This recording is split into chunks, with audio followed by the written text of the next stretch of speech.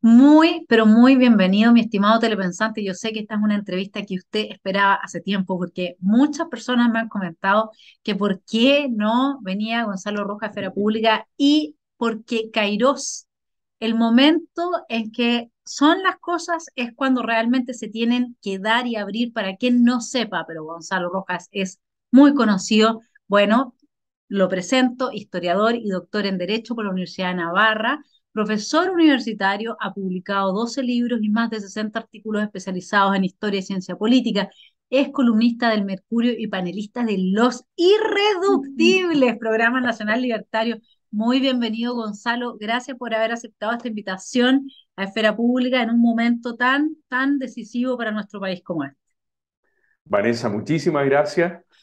Agradezco mucho el tiempo que vas a compartir conmigo y que haya un montón de personas que puedan interesarse en las opiniones que tú y yo vamos a ir dando en conjunto sobre este momento que efectivamente no es el más grave de la historia de Chile, porque ese momento fue el 4 de septiembre, pero tiene la cadencia propia de un gran proceso en el que estamos metidos y la gravedad, por lo tanto, de lo que estuvimos a punto de sufrir ese día sigue vigente. Está ahí en nuestras manos ver cómo afrontamos la situación, así que disponible para todas las preguntas y comentarios que tú me quieras hacer. Me gustaría partir, Gonzalo, por una tesis tuya que me parece que es formidable, que la cité la tomé de los irreductibles en mi columna pasada, y creo que es fundamental que la entienda la derecha, sobre todo, porque en una democracia necesitamos quienes gobiernan y la oposición a quienes gobiernan. A mí me parece que la derecha hace rato que viene haciendo agua, y uno de los aspectos que a uno le llamó la atención desde los retiros, uno decía, los retiros del fondo de pensiones no los va a votar la derecha a favor, si es imposible, si la derecha es súper leguleya, digamos, y esto es materia exclusiva del presidente de la República. Y nos hemos encontrado de un tiempo a esta parte con una derecha que no solamente ha ido perdiendo la capacidad, como decía Marcela Cubillos, de defender sus principios, sino que incluso las praxis más elementales, como es el apego a la legalidad. Y en este caso específico, conversar también, aterrizarlo en el artículo 142. ¿Cuál es tu análisis respecto a esta derecha y esta forma, esta nueva praxis que tiene en que uno ya realmente no sabe mucho dónde está parado? Sí, ellos no saben dónde están parados. Hagamos primero una distinción, Vanessa, de una derecha auténtica a la que yo por lo menos creo pertenecer y no asumo tu condición, pero me imagino que tú también, que es la derecha del Partido Republicano, donde independientemente de algunos pequeños problemitas, algunas pifias, por así decirlo, con algunas personas, estamos claros en el planteamiento y distingamos esa derecha verdadera de la autodenominada centro derecha, o sea, de Chile Vamos, de los tres partidos tradicionales, la UDI, Renovación, y ya podemos sumar como partido tradicional, a pesar de su corta vida, a Evópoli. Yo milité en la Unión Demócrata Independiente desde su fundación como movimiento hasta mayo del 2016, cuando junto a otros 31 militantes abandonamos el partido para acompañar a José Antonio. Y lo que vemos hoy día ratifica lo que hicimos hace ya 6 años. ¿Qué le pasa a esta buena gente? Les pasan dos cosas. Desde el punto de vista de los principios, la consideración de la idea de principio se ha difuminado. No es solamente que ellos renieguen de determinados principios, sino que pareciera que el principio en sí mismo como concepto eh, se niega a sí mismo. No es lo que está en el fundamento, no es lo que es intransable, no son unas poquitas bases que si yo las saco debajo de mis pies me hundo, sino que pareciera que los puedo ir reemplazando unos por otros y por lo tanto anulo el concepto de principio. Esta es una cuestión que desde el lavinismo yo le doy una enorme importancia al daño que le causó Joaquín Lavín a la UDI. Desde el lavinismo, que permeó, por supuesto, hacia toda la centroderecha, se consolidó, ¿no? Entonces, tú puedes jugar hoy día con distintas bases y distintos fundamentos, porque el concepto de principio desapareció. Y después hay un segundo problema que es concomitante al primero, que es la elección de personas. Y por eso yo partía diciendo que también nosotros, el Partido Republicano, podemos haber cometido este o aquel error. No voy a personificar, por supuesto, me alegro enormemente del retorno de Johannes al partido. Estoy feliz, se lo dije el otro día en el programa de hace 2 semanas, de que haya vuelto al partido. No me refiero, por lo tanto, a la situación de Johannes, por el contrario, a otras situaciones que son de público conocimiento. Pero en los partidos de Chile Vamos se ha producido también desde el labinismo la búsqueda de candidatos. Yo nunca fui miembro de los comités electorales de la UDI, no era mi manera de poder colaborar, estaba en otro plano, pero sí oía de quienes eran miembros de los comités electorales el modo en que se iban escogiendo los candidatos. Y eso termina pagándose como un costo altísimo en las votaciones, por ejemplo, en materia de retiros de pensiones, de fondos de pensiones. Y ahora lo vamos a ver de nuevo, vamos a ver ahí una fractura en los votos de Renovación, de la UDI. Quizá no haya fractura en los votos de Bópoli, pero sí en Renovación y en la UDI, cuando, ojalá que no llegue, pero es muy probable que así sea, cuando llegue el momento en que se decida se discuta y se decida sobre la reforma al artículo 142. Y ahí vamos a ver personas que carecen del concepto de principio, y voy a explicar por qué, y por lo tanto, personas que fueron muy mal elegidas en el momento en que se los puso en una lista para ser candidatos a senadores o candidatos a diputados, ¿no? Se los eligió porque tenían en la encuesta local una muy buen resultado, marcaban el 3,7%, mientras que el candidato mejor marcaba el 1,2%.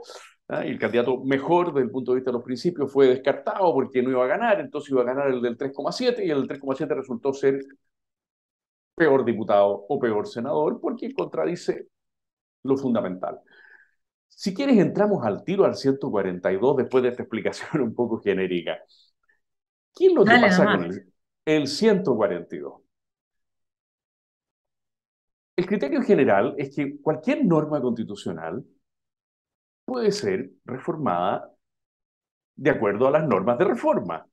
Normas de reforma que hoy día son todavía más abiertas. A no ser que un artículo cierre sobre sí mismo la posibilidad de ser reformado. Y eso es exactamente lo que sucede con el artículo 142. Todos los demás artículos de la Constitución llevan en sí mismos la potencia de ser reformados. Una Constitución pétrea es una Constitución difícil de reformar. Una Constitución irreformable es una locura. Por eso las constituciones suelen ser o flexibles o más bien laxas para su reforma, y todos los artículos de una Constitución son susceptibles de ser reformados de acuerdo a las normas de reforma constitucional, excepto aquel artículo que sostiene que todo un proceso de reforma previo termina en la medida en que se da un determinado resultado. Ese artículo viene a ser la válvula de seguridad de la lógica constitucional, viene a ser la válvula de seguridad de la estabilidad de un proceso extraordinario, como fue el proceso 15 de noviembre, 4 de septiembre, 15 de noviembre de 2019, 4 de septiembre 2022. Era una norma, sigue siendo una norma intocable, porque ella misma se declaró a sí misma intocable. Quienes aprobaron esa norma la aprobaron en las mayorías de la Cámara y del Senado, y finalmente la promulgó el presidente de la República de la época, Sebastián Piñera. Decidieron que era una norma completamente distinta de todas las demás, porque ponía término a un proceso extraordinario de reforma. Si no se pone término a ese proceso extraordinario de reforma, el proceso extraordinario de reforma se transforma en un proceso ordinario de reforma, lo que es una locura completa, es un absurdo total. Esta tesis, como tú bien sabes, la instaló Carlos Peña 4 meses atrás, 3 meses atrás, cuando dijo que el mandato de la reforma constitucional inspirada en el 15 de noviembre y aprobada en el plebiscito de entrada era hacer una nueva constitución. Instaló una idea por completo falsa. El mandato de la reforma constitucional basada en el 15 de noviembre y aprobada en el plebiscito de entrada, el mandato cerrado por el artículo 142, consiste en que la ciudadanía en un plebiscito de salida aprobara o rechazara un proyecto constitucional. Y hasta ahí llegaba el mandato. No hay una palabra en la Constitución vigente de la República de Chile que diga que fracasado el proyecto constitucional presentado a plebiscito el 4 de septiembre del año 2022, el proceso se debe volver a abrir. Justamente lo que dijo es lo contrario, que el proceso se cierra. Y esa es una norma única. Ahora, más encima, todo esto merece otro tema, ¿no es cierto? Eso ya es historia, no es análisis político-jurídico. Más encima, todo esto tiene su origen en un proceso absolutamente ilegítimo, como es el 18 de octubre y los días consiguientes. Pero Claro, eso, ahora por último, hay algo que yo creo que la derecha no está entendiendo acá, no sé cómo lo ves tú. La derecha me refiero a quienes son los partidos de la derecha tradicional. Eh, ¿Qué pasa si es que no respetamos el carácter o la lógica jurídica del artículo 142? Porque en el fondo, a ver, primero que todo, si es que eso no se respeta, por último, porque uno podría decir, ok, se dio fin al proceso y lo que cabría hacer en caso de que vamos a hacer una nueva constitución igual, con una asamblea constituyente, etcétera, es volver a plebiscitarlo. Nos guste o no nos guste, rasguemos vestiduras o no, pero habría que volver a plebiscitarlo si es que uno quiere un proceso nuevo, porque el proceso nuevo tiene que nacer de alguna parte, es decir, de un plebiscito en que la ciudadanía declare nuevamente su acuerdo con esto. Ahora, si es que la derecha y si es que todo lo que es la centro izquierda democrática no acepta la lógica jurídica del 142, nosotros no es que podamos, es que vamos a entrar en una incertidumbre total, porque da lo mismo, hagamos el siguiente ejercicio de ficción. Supongamos que ellos continúan el proceso, porque continuar el proceso además significa hacerle un coqueteo y un gesto al proyecto rechazado. Eso lo tenemos clarísimo. Esto no es simplemente así como que, no, es que vamos con la de Bachelet y la de Bachelet tiene mucho de este proyecto también. Y entonces, si es que nosotros seguimos adelante con el proceso, es decir, no significó que el plebiscito fuera un corte, no significó volver a preguntar de cero, no significó, por último, decir, ok, iniciemos un proceso de reforma en el Congreso, pero eso es un proceso de reforma. Eso va a tener a la base, ¿tú te fijaste cuál fue el discurso que dio Chaguán y que han dado todos? Miren, vamos a tomar la del 25, vamos a tomar la de Bachelet, vamos a tomar el proyecto rechazado y la de 2005 no la tocan, no la mencionan. O sea, acá hay una actitud explícita para borrar parte de nuestra época más exitosa como país, que son los 30 años bajo esta constitución que nace en 1980 por su origen y que luego lamentablemente no se plebiscitó en 2005 en su proceso de reforma. Pero si nosotros seguimos adelante, Gonzalo, ¿por qué yo tendría que creerle a un nuevo acuerdo de tipo 15 de noviembre, de que continúa el proceso? Yo y toda la gente que es más o menos razonable, digamos, porque a mí me gustaría creerle, pero si no aceptaron la lógica jurídica del 142, ¿qué me asegura a mí que después del rechazo del apruebo de la próxima propuesta de proyecto constitucional se va a acabar? ¿Cómo le doy yo a la gente? Esa es mi pregunta. ¿Cómo crees tú? Porque estos señores no pueden ser tan mamertos. O sea, algo tienen que entender. De alguna forma van a tener que darle esa respuesta a la ciudadanía. ¿Tú ves algún camino para que a ti, a mí, a cualquiera de nosotros nos puedan decir, no, pero es que mires, si este otro proyecto se rechaza, ahora sí que sí, se termina la discusión? ¿Cómo evalúas tú eso? comparto absolutamente lo que tú dices. Estamos enfrente de un absurdo completo, no solo hacia adelante, como tú lo planteas, porque el proceso podría ser infinito.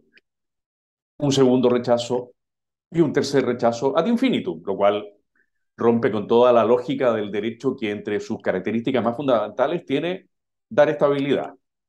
Uno de los objetivos del derecho es dar seguridad, es dar estabilidad. Pero además hay un absurdo hacia atrás. ¿Qué habría pasado si en el plebiscito de entrada hubiese ganado el rechazo? Porque existía la posibilidad, ¿no es cierto? Que si no, no se habría debido ni plebiscitar. Si hubiera ganado el rechazo, habría que haber repetido el plebiscito de entrada, cuantas veces fuese necesario hasta que ganase el apruebo en el plebiscito de entrada, y eso proyectémoslo hacia adelante. Tú tienes toda la razón en cuanto a que si nos vemos encajonados a el inicio de un nuevo proceso constituyente por vía de un órgano representativo distinto del Congreso, tendrá que haber un plebiscito de entrada. ¿Y qué pasa si el plebiscito de entrada para este nuevo proceso otorga una votación favorable al rechazo?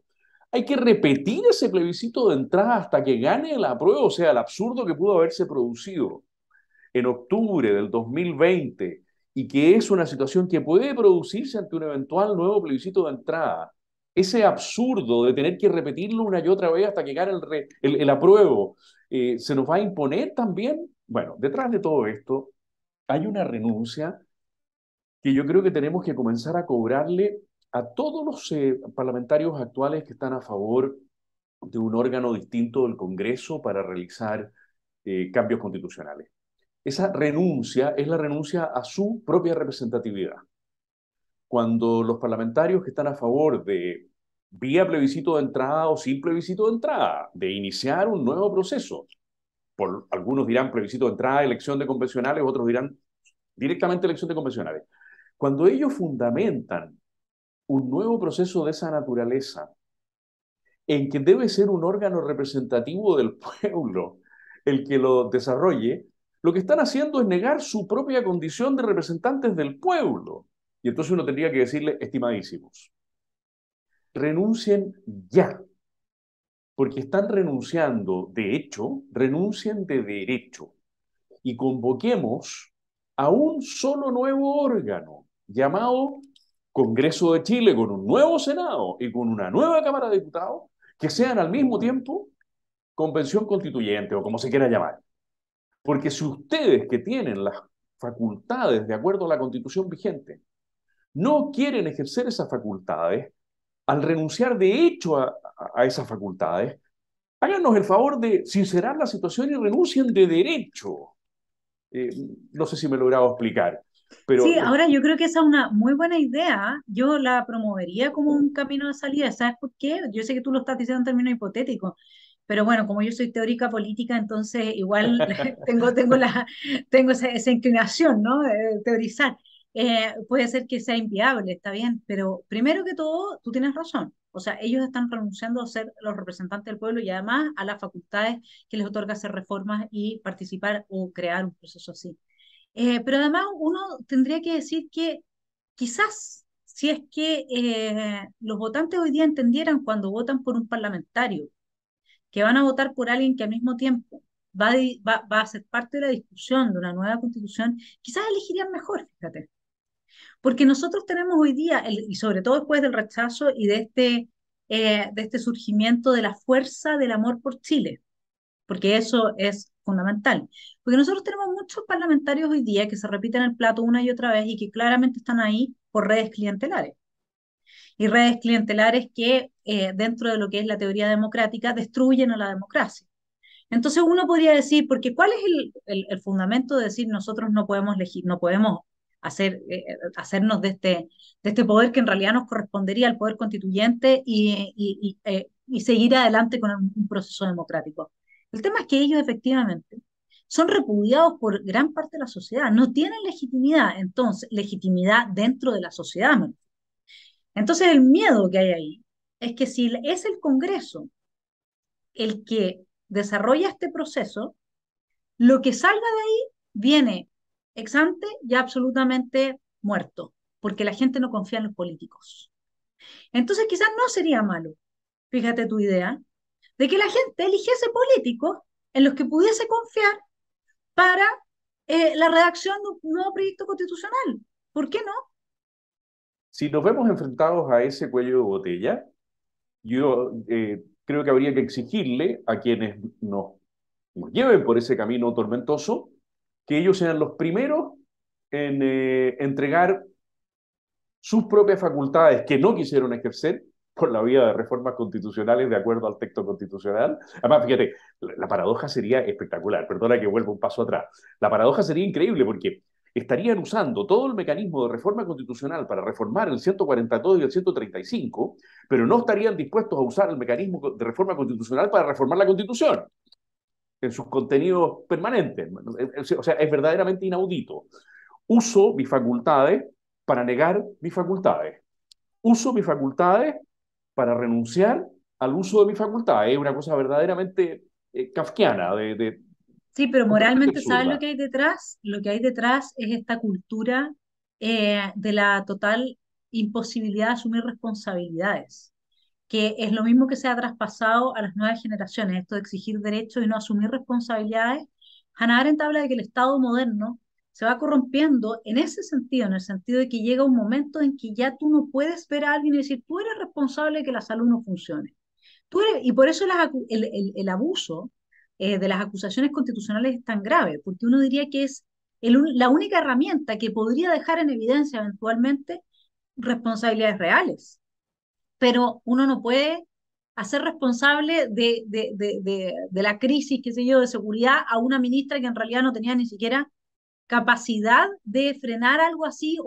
Entonces, el tema es que lo que no quiere ninguna de las personas que están en el poder son los costos de estar en el poder, pero sí los beneficios. Y por eso es que no quieren hacerse responsables. Entonces, ¿qué hacemos en un país donde nadie quiere ser responsable y donde al rey, perdón, yo lo voy a decir aquí, mi estimado telepensante, usted tiene que perdonarme, yo sé que me va a perdonar, al rey de la irresponsabilidad, que el señor Sebastián Piñera ahora lo quieren poner como experto asesor de la nueva posible convención. O sea, yo hoy día tuiteé, yo prácticamente nunca tuiteo, pero hay veces en que es irresistible, sobre todo cuando te han bloqueado Facebook por algo injusto, que era subir las manifestaciones en contra de Boric en la parada militar. Así que tuve que tuitear ahí. Cuando dice Nietzsche, dice Freud, ¿no? Que tenemos un instinto de autodestrucción, también llamado tánatos. Y cuando colectivos o individuos tienen eso muy exacerbado, van a encontrar la manera de infligirse una herida de muerte. Y yo creo que eso es lo que está haciendo Chile Vamos al resucitar a Sebastián Piñera. No sé qué opinas tú, Gonzalo. Tan de acuerdo, Vanessa, que me parece que estamos entrando en el ridículo ya. Esta gente está entrando en el ridículo. Porque hay situaciones en la política en que, ya, no quiero citar la vieja frase de Marx que cita cada rato Carlos Peña, ¿no es cierto? Que cuando se repite, en fin, no. Hay situaciones que son dramáticas, hay situaciones que son tristes, pero hay situaciones que caen en el ridículo. Entonces, me parece primero ridículo que Ricardo Lagos, después de habernos dicho hace 17 años que por fin teníamos una constitución democrática, la suya, hoy se presente desde antes del plebiscito y continúe en esa tarea como un adalid de la necesidad de una constitución definitivamente democrática. Por favor, no haga el ridículo. Mucho más ridícula es todavía la situación de Sebastián Piñera, que después de habernos dicho que combatíamos con un enemigo muy poderoso, y fue quizá lo único sensato que dijo en esa etapa de su gobierno, al mes ponía los fundamentos del desastre en el que nos encontramos hoy. No caímos al abismo, pero estamos dentro de un hoyo, decía un buen amigo mío, ¿no? Y creo que la expresión es muy gráfica y muy sensata. El 4 de septiembre podríamos haber caído al abismo, pero seguimos adentro de un hoyo. ¿Quién es la persona que ayudó no solamente a que otros cavaran ese hoyo, sino que se metió dentro y con una palita fue sacando más y más tierra para que el país se hundiera un poco más? Sebastián Piñera hace el ridículo más completo en volver a la escena pública. Bien callado estuvo, agradezcámosle que estuvo bien callado, pero en este momento su palabra y su presencia son grotescas. Y yo creo que para la mayoría de los eh, miembros de Chile Vamos, tanto en la base como en parte de la dirigencia, en el fondo de sus corazones, comparten nuestro planteamiento de que estamos frente a una situación grotesca y ridícula, que ni moral ni políticamente puede tener justificación ninguna más allá de la vanidad ilimitada de ciertas personas que creen que son todavía una alternativa para el futuro de Chile. Y la tercera situación es la de Michelle Bachelet. porque aunque ella no esté haciendo el ridículo de manera personal, el solo hecho de que se mencione un proyecto suyo enviado a última hora, entre gallos y medianoche, se supone que para cumplir con algún compromiso con su conciencia o quizás con quién, que la democracia cristiana sostenga una cosa tan inaudita como que si en el plebiscito de rechazo del segundo proyecto constitucional, segundo proyecto constitucional, ganase de nuevo el rechazo, deber entrar a regir el proyecto de Bachelet. Pero señor, ¿por qué línea oblicua podría expresarse la democracia de esa manera? No, estamos en una situación solo en esa dimensión, porque no hemos ni siquiera tocado al presidente Boric y a su gobierno, solo en esa dimensión es una dimensión de ridículo, de absurdo. Pocas veces se ve algo igual, porque los conflictos de la Unidad Popular, que a mí como joven universitario me tocó vivir de manera marginal, pero por lo menos consciente, eran conflictos serios, pues. Aquí hay una seriedad de fondo, pero que en la superficie se expresa de modo verdaderamente ridículo, grotesco, absurdo. Y si sumamos lo que está sucediendo con el presidente y con su gobierno, es que dan ganas de preguntarse cómo un país que se las daba de serio, británicos, suizos de América, ha podido caer en el infantilismo, no revolucionario de Lenin, sino en el infantilismo de todos los sectores de la vida política chilena que juegan un juego muy pernicioso, con consecuencias muy dramáticas, pero que en sus expresiones comunicacionales y vitales es realmente grotesco, ridículo. Y ahí está Sebastián Piñera, haciendo el loco. Sí, el problema es que ese loco tiene a la directiva de RN y probablemente se sume, no tendríamos por qué no pensar que se suma el resto de Chile Vamos, bailando el tongo que le está, digamos, porque ¿de dónde viene esto? No es que hayan ido a buscar a Sebastián Piñera porque Sebastián Piñera es un líder tipo Lagos, por último. Dejemos, ok, él borró con el codo lo que escribió con la mano, que fue la firma de la Constitución de 2005, y no estamos de acuerdo, pero Sebastián Piñera, el papelón. Primero que todo, el papelón que ha hecho de siempre, es un personaje, ¿no? Segundo, es un hombre cuando dijo estamos frente a un enemigo poderoso. Al día siguiente, o al no sé cuánto rato pasó, que el general le dijo, "Shh, yo no estoy en guerra con nadie". ¿Y por Y qué será él, eso? y Porque él él no no tomó la tiene, palabra. es que él no tiene capacidad de apoyar, ¿no es cierto?, una respuesta interna de defensa del país de parte de las Fuerzas Armadas, porque ha sido una persona que ha traicionado siempre sus promesas a las Fuerzas Armadas. Entonces, no, yo no entiendo acá cómo Chile Vamos piensa, o gente en Chile Vamos piensa, que Sebastián Piñera podría llegar a ser una buena carta, porque además se está hablando ya de próximo candidato a la presidencia, de nuevo, qué sé yo qué, si él no tiene la legitimidad para poder hacer uso del monopolio de la fuerza y que se le responda efectivamente. Entonces, eso con Sebastián Piñera, a mí lo que me preocupa es sobre todo Chile Vamos. Yo en los amarillos tengo más confianza, creo que ahí hay gente más razonable y sensata, pero en Chile Vamos uno ve este infantilismo llevado a ese extremo del absurdo, en que claramente, si no somos desde afuera los que estamos gritando, cuidado con deslegitimar a este nivel la legalidad, porque lo que ustedes pacten en adelante va a perder todo tipo de credibilidad si no respetan las mismas reglas que ustedes acordaron y sobre la base de las cuales nos hicieron votar a nosotros. Yo creo que eso es gravísimo. Si tenemos una derecha que no es capaz de hacer respetar esas reglas, porque la promesa, incluso yo te doy la promesa, no creo que nunca los amarillos ni la centro izquierda hubieran ido a votar a prueba solamente porque la derecha no le prometió un nuevo proceso. No lo creo. Porque ese proyecto era un proyecto para destruir Chile. No hay gente tan mala concentrada en tanto número en un solo sector, excepto en el sector del Frente Amplio del Partido Comunista. Entonces, pero no en ese sector, en el sector de los amarillos no. Entonces, la derecha podría haber dicho, sí, mira, nosotros, ok, prometimos esto, perfecto, de aquí en adelante entonces vamos a ver cómo lo hacemos, esperemos un tiempo, vamos a digerir cuáles fueron los resultados y vamos a conversar cómo lo hacemos.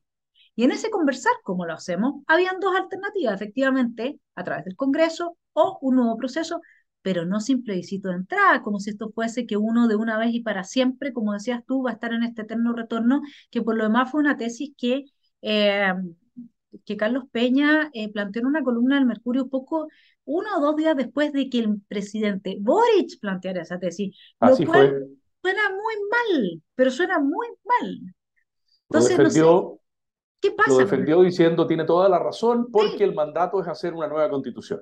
Eso no exacto, está en ninguna parte.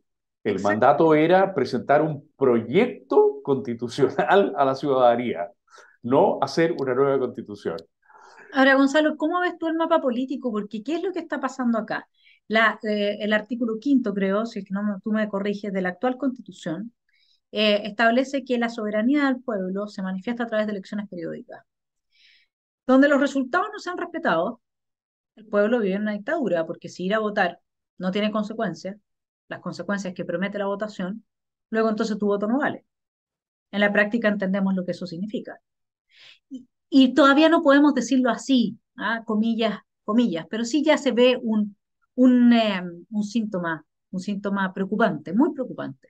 La pregunta es entonces, ¿cuál es la situación que enfrenta el ciudadano hoy día? ¿Qué es lo que el ciudadano puede hacer frente a esta intromisión absoluta? ¿Qué derecho le queda al ciudadano una vez que el ciudadano pierde el derecho a ser respetado en su voto y a que se tome en consideración total, radical y absolutamente por parte de las autoridades cuál es la decisión popular? ¿Cómo ves tú ese escenario? ¿Qué va a pasar con el mapa político en este contexto? La derecha no va a sobrevivir a esto si sigue jugando este juego. Yo no conozco el peso, Vanessa, de las organizaciones sociales que existentes o organizadas directamente para votar rechazo se desplegaron por todo Chile y lograron seguramente cientos de miles y millones de votos. No conozco el peso relativo que esas distintas instituciones tienen, pero creo que es su hora. Mira, estamos a punto, voy a hacer una analogía histórica, estamos a punto en 3 semanas más, 2 semanas más, de conmemorar los 50 años del paro de octubre, el paro de octubre de 1972. Ese paro, los dos partidos principales, el Partido Nacional y el Partido Demócrata Cristiano, lo miraron como una marea social a la que se subieron a duras penas porque comprendieron, cualquier buen analista político así lo tenía que entender, que eran fuerzas sociales imposibles de manejar desde la vida partidista. Creo que estamos a las puertas de que algo así pueda suceder, no en términos de un paro, no es esa la analogía, sino de que un conjunto de movimientos, organizaciones, de circunstancias algunas más permanentes, otras de carácter ciudadano, articulen, como viene sucediendo en las redes desde el 4 de septiembre en adelante, viene sucediendo en algunos medios de comunicación más formales en los cuales se les ha dado espacio, viene sucediendo a través del WhatsApp, del correo electrónico, la articulación, insisto, no sé medir ni volumen ni posible influencia de ese profundo malestar ciudadano porque me tomaron el pelo. O sea, gané y me acaban de decir que en realidad empatamos, pero esto se está resolviendo a penales y en los penales ya voy perdiendo 3-0. ¿Y cuándo me hicieron los 3 goles? No, es que vamos a reformar un artículo para que usted parta perdiendo 3-0.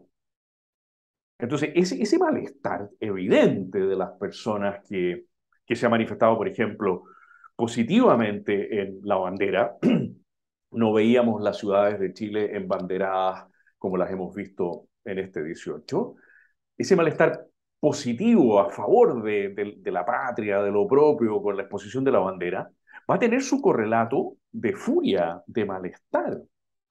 Y como no estamos a 22 de diciembre, sino que estamos a 23 de septiembre, o sea, quedan 3 meses para el fin de año, y viene el 18 de octubre, ese malestar es perfectamente posible que se articule, se organice todavía mejor, así está sucediendo, y los partidos, como les sucedió 50 años atrás en el paro de octubre, miren esta situación, Renovación, la UDI, Evópoli, y digan, parece que nos desubicamos.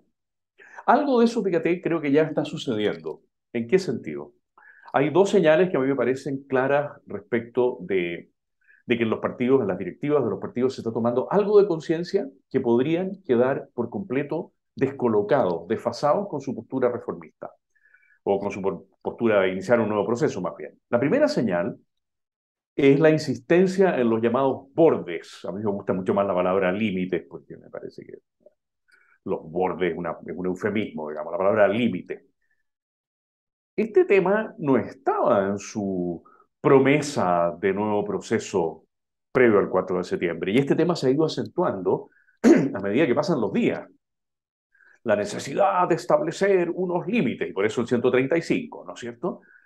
Oiga, ¿y por qué usted ve la necesidad de establecer unos límites? Porque usted se da cuenta perfectamente bien que en la sociedad chilena fue la vulneración de los límites lo que llevó al rechazo. Fue el intento de deshacer todo marco de referencia, todo rayado de cancha para refundar Chile lo que llevó al rechazo. Y entonces usted ahora quiere partir de la base de que hay ciertos límites, los llama bordes, ¿ok? Y la segunda señal de que estaría comenzando a haber un temor significativo en esta buena gente es poner por delante a los expertos. Esta insistencia en los expertos tiene mucho que ver también con la convicción de la sociedad chilena, ya no respecto del contenido de las normas, que rompían todos los límites, sino a quienes las habían discutido y aprobado. Un conjunto, en su mayoría, no en su totalidad, de personas sin condiciones para esa tarea. No los ofendamos, simplemente califiquémoslos así, sin condiciones para esa tarea. Profesores universitarios provenientes, voy a poner un ejemplo, ¿no es cierto? Profesores universitarios provenientes de los vendedores ambulantes. Perdón, con todo respeto por los vendedores ambulantes, pero si yo le pregunto a 50 vendedores ambulantes si están dispuestos a entrar a una sala de clase a explicar cálculo 1, los 50 sensatamente me dirían, ¿cálculo qué? Cálculo 1. O si le digo a 50 alumnos universitarios que va a venir un vendedor ambulante a enseñar cálculo 1, los 50 alumnos me dirían, perdón señor, pero bueno, esa segunda dimensión también la han tenido presente los partidos de Chile Vamos. Están descubriendo que la sola posibilidad de que en una nueva convención se colaran de nuevo, aunque solo fueran 3, 5 o 10 personajes de la naturaleza de aquellos 55 que condujeron el proceso, los hace poner al conjunto de expertos por delante. Entonces hay dos retrocesos en los últimos 15 días y se tomaron de las opiniones de Vallejo y de Uriarte para postergar todo después del 18. Hay dos retrocesos que muestran una cierta toma de conciencia de que la sociedad del rechazo, llamémosla así, la sociedad del rechazo, podría estar tomando unos poderes reales que descoloquen por completo a los partidos del rechazo, excluyendo al Partido Republicano, que ha dicho desde un comienzo que no participa de este ridículo cuento. Ahora, ¿cómo se va a ir dando el trasvasije de influencias y poderes? No lo sé. O sea, no sé cuánto poder va a ir tomando, ojalá que mucho, ese conjunto de organizaciones civiles por el rechazo, y cuánto poder va a ir perdiendo, ojalá que mucho, van a ir perdiendo las tres directivas de los partidos. Y yo creo que ya le han dado una señal a la centroizquierda y a la izquierda dura. Miren, esta negociación no va a ser fácil. Si ustedes creyeron, y nosotros también creíamos, eh, pienso en la mente de Chile Vamos, que íbamos a llegar a un acuerdo fácil, hemos descubierto que si nosotros llegamos a un acuerdo fácil, no vamos a tener electores y ese electorado se va a ir al Partido Republicano masivamente. Ese electorado que además nunca votaba, 4 millones, 5 millones. ¿Por quién va a votar la gente que votó rechazo no habiendo votado nunca antes en su vida chilena? Van a votar quizá por quien les pueda decir, nosotros fuimos los únicos que estuvimos en contra de un segundo proceso constituyente. Y usted votó para cerrar el primer proceso con el voto rechazo. Y nosotros representamos ese voto rechazo. Hay toda una percepción en Chile Vamos de que eso pueda suceder, creo yo, ¿no? Claro, es cierto que las primeras elecciones están todavía a un año y medio plazo. Ok, pero las cuentas se cobran, aunque sea una cuenta de mediana antigüedad, se cobran. Y no No, sería además que nada esto difícil. solamente tiene visos de empeorar. A ver, yo creo que cuando puede ser republicano, el Partido de la Gente también algo ha hecho ahí, algo ha hecho, a pesar de que a mí me llamó mucho la atención eso de que finalmente el Partido de la Gente votara por Boric, porque lo que se rechazó en este proyecto de nueva constitución es también el programa de Boric. Por Sí supuesto. o sí. Entonces, en ese sentido, esto no se ha hablado mucho, yo tampoco sé mucho del Partido de la Gente ni nada, pero sí sé que ellos finalmente no cumplieron con el compromiso. Entiendo que sean más liberales en ciertos aspectos de lo que es el acervo republicano, y por lo tanto tengan otro tipo de tensiones. Eso es comprensible. Pero de ahí a votar por Boric, o sea, es lo que a mí me pasaba con Sebastián Sichel o con Ignacio Briones, que yo personalmente les tengo mucho cariño, pero no apoyar a José Antonio Cast porque estaba demonizado por los medios de prensa, cuando la opción era el totalitarismo, que de hecho en parte ahora se están viendo los primeros visos de eso y los intentos de instalarse. Me parece que todo tiene que tener como sus rangos, ¿no? Ahora, yo la verdad es que esto de que uno vea el absurdo de que hayan corrido, ¿no es cierto?, a hacer el pacto, el nuevo pacto con la moneda. José Antonio dijo en la entrevista en este canal que tenía mucho que ver con los egos, pero aquí yo te quiero llevar a un tema peliagudísimo, porque yo tengo una hipótesis. Yo tengo la hipótesis, estuve revisando a propósito de esta última columna, un- la creación del Consejo para la Implementación de la Agenda 2030, firmado el 2016. Además de eso, ahora está en tabla otro pacto con la ACNUR, ¿no es cierto? Y imagínate cuántas otras cosas más puede haber que no sabemos. A mí me da la sensación que esta locura que nosotros estamos viendo tiene que ver con que hay dos dimensiones que están en pugna. Una, ciertos compromisos tomados por esta derecha tradicional con organismos internacionales, ONU y compañía, que van en contra de dos, el chileno y las decisiones de lo que el chileno quiere para su tipo de vida al interior del país. Y esto lo voy a anclar con una afirmación que tú hiciste que a mí me está dando vuelta para que la pensemos juntos, quizás no tiene posibilidad de vislumbrarse ahora, pero es mi gran pregunta. En un país donde, mi gran pregunta en términos de teoría política hoy día, en un mundo en el que se quiere imponer al menos a los países de cultura cristiana occidental un globalismo, que significa un cierto cambio cultural radical que nos lleva a un tipo de vida homogéneo, porque eso es lo que están promoviendo, el tipo de vida del individuo que no tiene identidad porque no sabe reconocerse si es hombre o mujer, que no tiene identidad porque no tiene familia, que no tiene identidad porque no es parte de una red social y que no tiene identidad porque no tiene lo que se llama patria o nación con la que identificarse. ¿Sí? Entonces es muy fácil a esa gente arrasarla. Eso está en los orígenes del totalitarismo de Hannah Arendt. Eso es lo que ella dice que pasó justamente con los judíos en Alemania por no tener un Estado que los defendiera. Entonces nosotros destruyamos el Estado-nación, dejamos a los individuos en una situación en la que la ciudadanía pierde toda importancia y peso jurídico y, digamos, fáctico también. Entonces, yo me preguntaba, frente a tu propuesta en el programa Lo Irreductible, respecto de algo que tú reincorporarías, hablaste de la doctrina Schneider, pero dijiste, doctrina Schneider, tenemos que ir un poco más allá. Es verdad que las Fuerzas Armadas, y esto yo lo comparto, lo he dicho en este canal varias veces, no se deben ni al gobierno, que es transitorio, no se deben al Estado, que existe gracias a las Fuerzas Armadas, sino que se deben a la nación. Por mucho que en este libro Carlos Peña diga que la nación es posterior a la creación del Estado y que más o menos que es el resultado de un diseño ingenieril, puede tener algunos matices, pero yo creo que hay que revisarlo caso a caso. Ahora, en este caso del globalismo, donde las Fuerzas Armadas lo que defienden es un Estado-nación.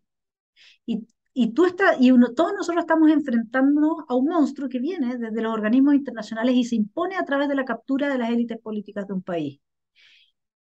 ¿Qué pasa con esas Fuerzas Armadas y en qué medida? Esa es una pregunta, es mi gran pregunta. Me encantaría empezar a desarrollar una teoría política que sirviera a las Fuerzas Armadas del siglo XXI, donde es el globalismo el que está poniendo en jaque el Estado-Nación. ¿Cuál es el rol de las Fuerzas Armadas en ese contexto? Y por otra parte, ¿qué pasa con la élite política cuando se ha comprometido? Porque aquí hay una tesis que no sé qué es lo que tú dirías de esto, pero yo la he oído bastante, que es que es necesario sacar la Constitución de 2005 porque es esa Constitución la que impide que se implementen los pactos y acuerdos tomados por la élite política con la agenda globalista. Lo dejo ahí. Uy, eh, pusiste como 7 temas. A ver, Yo sé, me hago pero cargo de elige, dos, me hago elige. cargo de dos, me hago cargo de dos. Que el PNUD viene gobernando Chile bajo Bachelet y Piñera, así dicho de manera un poco burda, un poco gruesa, es una verdad incontrastable. Hay personas como La Paz Figueroa y Lismina Anastasiou que han trabajado este tema y les he oído exposiciones magníficas sobre la influencia del PNUD en Chile. Una sola confirmación simpática que pasó inadvertida. La representante del PNUD en Chile fue la primera persona que le ofreció a la convención, antes del plebiscito de entrada, un reglamento. Ni siquiera se había eh, eh, llevado a cabo el plebiscito de entrada cuando la representante del PNUD en Chile ya tenía un reglamento disponible para la convención. Fíjate, un pequeño detalle de esa naturaleza revela de qué manera la pauta general se viene aplicando. Eh, Todo lo que se refiere a relaciones del PNUD con el Parlamento, relaciones del PNUD con los municipios, eso está perfectamente documentado. Conocemos la manera en que el PNUD se plantea en Chile.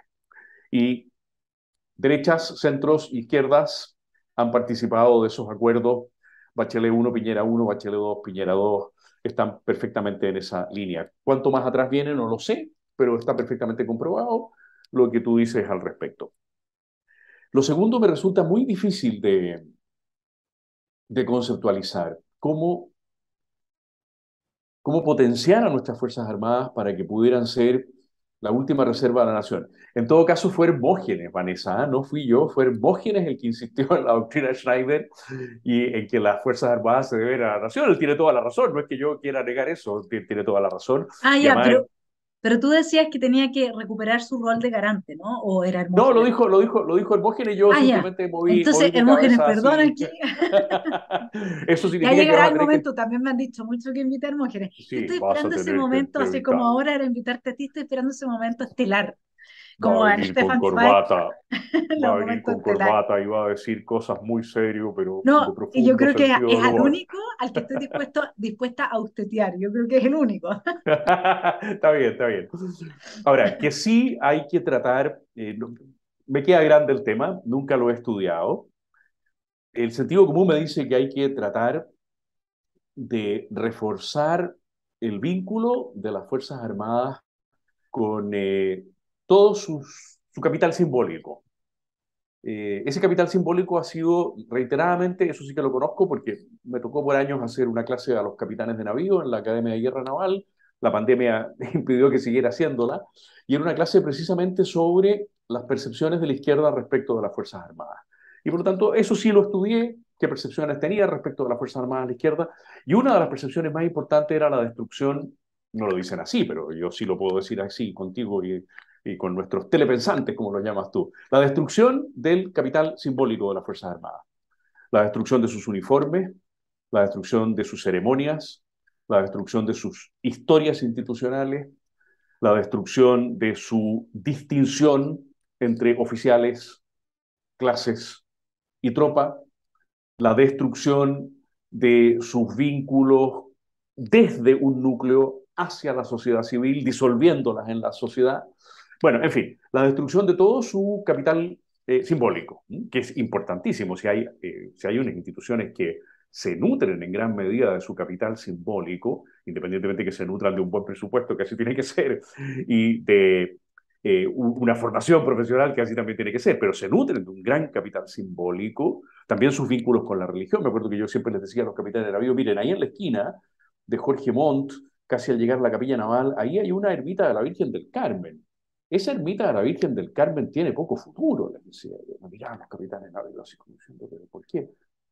Porque tiene muy poco futuro el vínculo de las Fuerzas Armadas con su patrona, porque ese es un vínculo que es un capital simbólico llamado a ser destruido. Me estoy explicando, Vanessa. Es ahí donde yo creo que tenemos que dar nosotros, dentro de la gran batalla cultural, una batalla específica para reforzar en las Fuerzas Armadas y no es difícil hacerlo, el capital simbólico de la que son, del que son poseedoras y que despliegan, lo acabamos de ver, 19 de septiembre, despliegan ese capital simbólico.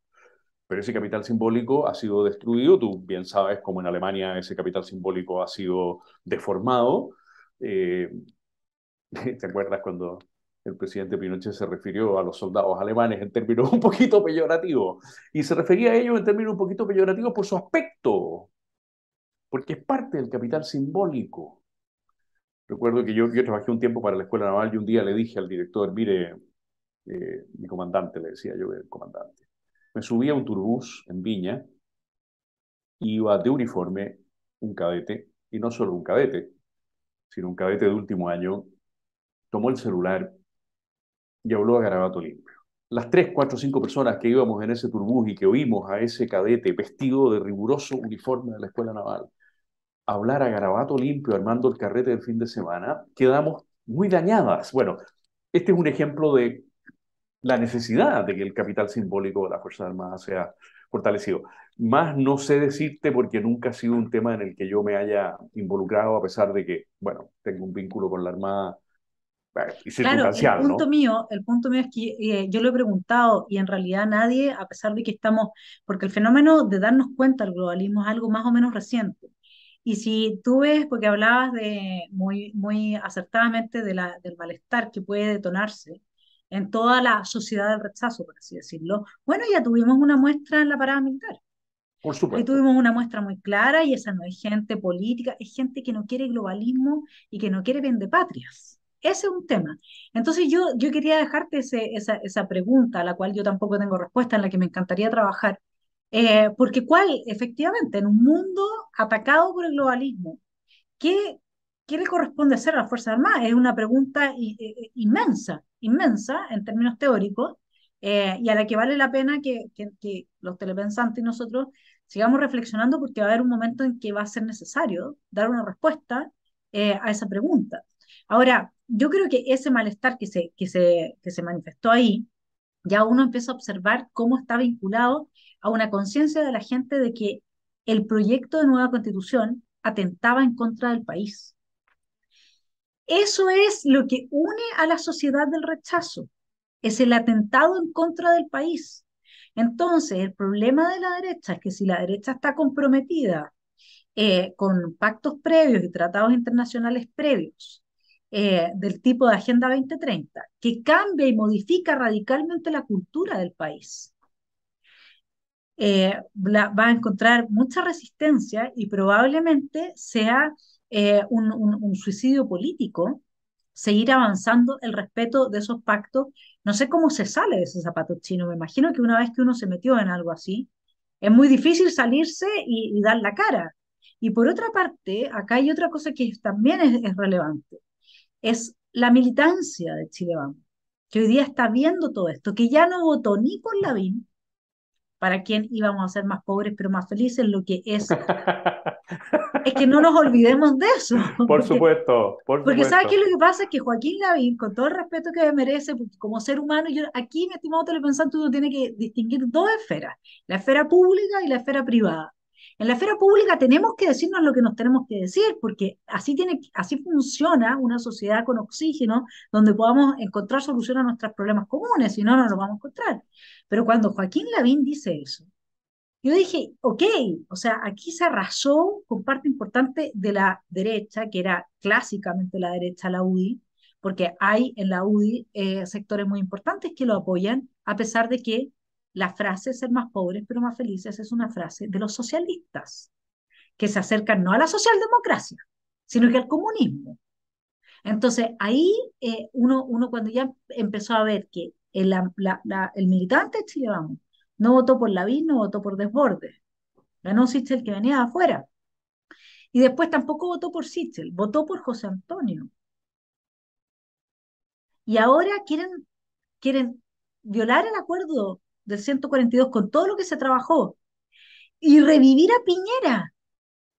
No sé, pero mi tesis es que están buscando, están camino a un suicidio y no sé con quiénes, porque este es un mensaje que le doy aquí a los militantes de Chile Vamos, que es distinto de las directivas, pero si es que se quiere llevar a un candidato, y no sé qué opinas tú de esto, Gonzalo, pero es mi hipótesis, si quiere llevar un candidato de derecha al gobierno con éxito, ese candidato necesita contar con gente con la que gobernar, porque en el gobierno hay que ocupar cargos. Entonces, si uno es un partido chiquitito que tiene un nacimiento reciente, etcétera, es muy difícil salir electo presidente porque ¿con quién se llenan los cargos? Entonces, cuando mucha gente dice, no, pero José Antonio cambió su discurso en la segunda vuelta, y qué sé yo, yo no lo he hablado con nadie y no pretendo que me lo confirme ni que no me lo confirme. Yo, como mujer intuitiva, medio maga, porque no bruja, no, pero maga, creo que lo razonable para mí hubiese sido tener que acercarme a esa centro derecha, porque si no, ¿con quién gobierno si salgo electo? Y ahí está para mí la respuesta, y no te estoy preguntando, o sea, si quieres lo conversamos, pero no quiero entrar en ese tema que puede ser muy peleagudo si estuviese equivocada, pero me imagino que es un buen argumento para explicar al menos por qué es tan difícil mantenerse en una posición de principio, en una posición más dura, en una posición que esta centro derecha, que de derecha no tiene nada, ni de centro tampoco, porque ya se pasó para el otro lado, se pasó ni siquiera, o sea, yo diría que está como en un PPD-PS. Ese está en ese rango, PPD-PS. Ahí es donde hoy día tenemos a lo que se llama la centroderecha. Entonces, si la gente de derecha en el país quiere tener un candidato de derecha, va a tener que apoyar al partido, porque necesitamos gente, al partido que lleva ese candidato, porque los otros partidos ya no son de derecha. Yo no sé, hay como mensaje final, Gonzalo, si tú puedes hacer una reflexión respecto de esto, porque la idea es que podamos cambiar, que muchos movimientos sociales, así como los amarillos, también de derecha, puedan pasar a ser partidos políticos que vayamos creando una constelación, por último, de pequeños partidos tipo Frente Amplio, si usted quiere, pero de derecha, firme, sólida, con principios que pueda llevar al éxito a un candidato presidencial. Esa es otra posibilidad también. No sé cómo ves tú ese escenario futuro y qué es lo cuál sería la fórmula en la que podemos realmente darle una vuelta a esto, porque hoy día del mapa político, lo que es de derecha es Partido Republicano y no hay más. Yo creo que has hecho un muy buen diagnóstico de la derivación, no me gusta la palabra deriva, la gente dice deriva, de la derivación que viene sucediendo y que se va a seguir dando. Esa derivación es la pérdida de confianza de sus electores en los dos partidos más tradicionales y, bueno, quizá unas pequeñas variaciones en Evópoli suben más, un poquito, bajan más, un poquito, pero como es un partido pequeño tampoco importa mucho en el conjunto. Sí creo que es muy importante que el Partido Republicano tenga en estos 3 meses que vienen una posición muy clara respecto no del inmovilismo, sino del avance. Porque tú puedes sentarte a observar en el palco, ¿no es cierto?, cómo se deshace Chile Vamos, pero eso que en principio debería significar un beneficio para ti, no necesariamente va a ser así si no eres también proactivo. Pero claro, hay que ser proactivo, no activo para decir dejemos todo como está, sino proactivo. O sea, ¿cuáles serán las 4, las 6, las 7, las 8 cosas que valdría la pena reformar en la constitución vigente? Quizá esa bandera del Partido Republicano sea muy importante en estos momentos, de esta manera que los electores de Chile Vamos puedan decir, ahí hay una opción de cambios para bien, no una opción de salto al vacío como la que me están proponiendo por segunda vez, no solamente ahora desde la izquierda dura, sino mis propios dirigentes, la cara que tenían la Jacqueline Van Rieselberg y compañeros mártires el 15 de noviembre, demostraba que ellos no estaban muy de acuerdo con lo que estaba sucediendo, pero se sumaron. Y ahora se están sumando, parece, con un poquito más de entusiasmo. No, no, no, yo no quiero eso. Pero, ¿qué me propone el Partido Republicano? ¿Pone algo o simplemente pone la constitución vigente como un dato básico o me propone? Yo creo que ahí hay una tarea muy importante para un partido que, como tú bien dices, es joven, es pequeño, pero también tiene esa ventaja, ¿eh? Que está poco contaminado, ha tenido estos problemas que ha tenido, eh, y tiene una ocasión magnífica no de distinguirse, sino de mostrar la distinción. No es que tenga que distinguirse, pues es distinto, pero demostrar la distinción. Y cuando digo distinción lo uso en los dos sentidos de la palabra, en el sentido de elegancia y de diferencia. Podría ser un partido muy elegante políticamente, porque sea ordenado, coherente en lo que proponga. Miren, del catálogo de derechos del artículo 19 proponemos estas cuatro reformas. Aquí, acá, y acá y acá. Y respecto de los tribunales de justicia, proponemos estas dos reformas, aquí y acá. Y eso a la sociedad de la que venimos hablando le puede parecer un poquito más sensato o un poquito menos sensato, pero sensato. Porque lo que la sociedad al rechazo percibe es que estamos siendo llevados de nuevo al absurdo y a la insensatez, por la vida del ridículo, además. Entonces creo que para terminar nuestra conversación, porque me imagino que con una hora estamos bien, yo solo quería decir una cosa para terminar, Vanessa. Yo tengo la impresión, ya que otro día podemos hablar, si tú tienes paciencia conmigo, otro día podemos hablar del gobierno. Yo tengo la impresión, lo voy a dejar así, aquí va a pasar algo, Vanessa. Está tan mal la situación, llamémosla psicopolítica del gobierno de la República de Chile, que aquí va a pasar algo. Esto, oye, ya, pues déjate de tomarnos el pelo, siempre pasa algo. No, los telepensantes entenderán, ¿no es cierto? No, pero Aquí va, podemos darle un poco, porque el telepensante es telepensante. A mí siempre me retan porque todos mis análisis son largos, mis entrevistas son largas. Yo digo, bueno, pero esto es para gente que de verdad le interesa profundizar y que quiere, porque perdón que te diga, pero hay otros canales que hacen programas de una hora donde el 40% son propaganda y la gente lo ve la hora igual.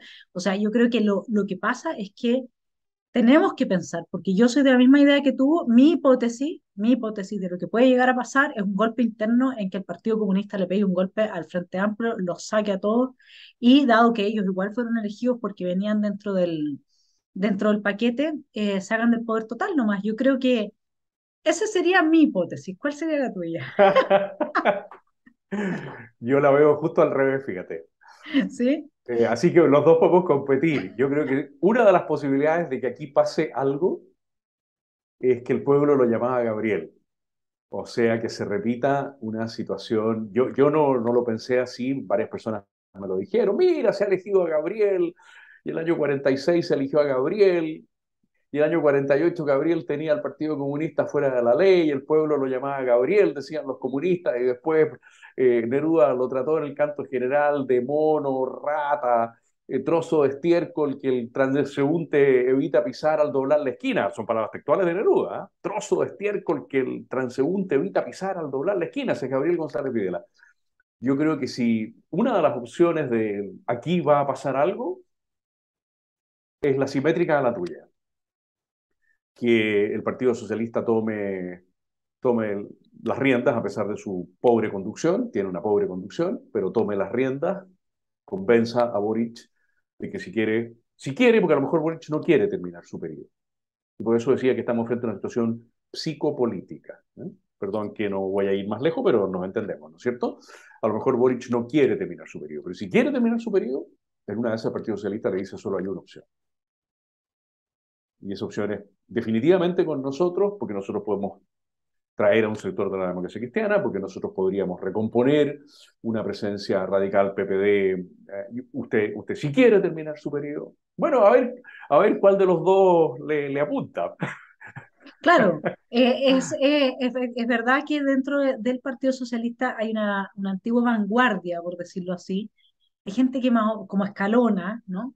Que entiende bastante bien lo que significa vivir bajo la opresión comunista y que podría jugarse esa carta. Lo que a mí me pasa es que veo en Boric además de su zapato que lo encontré increíble, la verdad es que, mira, había salido en varias partes y yo como soy pajarona, porque nunca me fijo mucho en esas cosas, pero de repente ya cuando llegó el close-up y llegó con la forma de merluza, ya me reí mucho de merluzo, pero sabes que yo lo veo una persona a él muy frágil emocionalmente. Por eso eh, dije situación psicopolítica. Y por eso es que el coraje que tuvo Gabriel González Videla, que era un personaje de impronta mayor, que venía además de una historia de gobiernos en los que se había mostrado una y otra vez que la presencia del Partido Comunista durante 2 o 3 gobiernos, por lo menos, había sido nefasta para la estabilidad de la gobernanza. Entonces, cuando él llega con el apoyo del Partido Comunista y más encima le empiezan a hacer imposible gobernar, claro, él toma esas decisiones, pero el grupo de amigos, Vallejos, Jackson, la formación de ellos, Vallejos sin Telier y Boric sin Vallejos. Yo lo veo súper difícil, pero de que algo va a Quedemos pasar, ahí, un gallito, a ver quién de los dos tiene más sí. fuerza. Y además, que ¿sabes por qué? Porque esto de que estén los comunistas en el Ministerio de Defensa, esto de que los puestos más claves, porque al final Nicolás Grau no pesa nada, Marcel no ha podido hacer nada, es más, ha tenido que transformarse en un bufón de la fiesta, Marcel, porque es increíble ver a personas como Marcel haciendo una bufonada del tipo en las que ha caído en los últimos tiempos, que usted sabe, mi estimado telepensante, cómo ha ido en contra del conocimiento básico en economía. Le faltaba leerse El economista callejero de Axel, ¿no? O sea, con eso hubiera evitado la bufonada. Pero además de eso, todos los papelones que ha hecho diciendo que gracias al proyecto Nueva Constitución, Bloomberg y no sé qué, no sé qué, cuando él mismo les fue a convencer, estaban diciendo que con un nuevo proyecto Chile se iba a estabilizar, iba a haber certidumbre, y con eso, ese proyecto. O sea, hasta la gente más sencilla del país entendía que ese proyecto iba a traer puras calamidades, pero él no.